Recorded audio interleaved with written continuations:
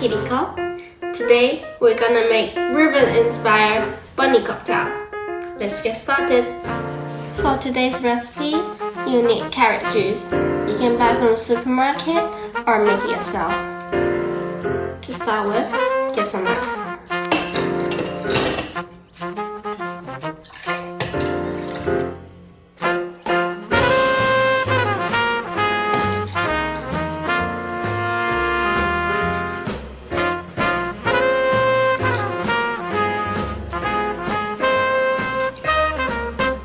Now, let's shake it.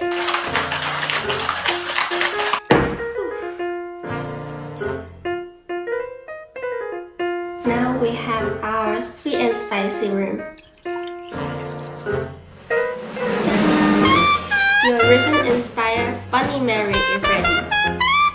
Enjoy!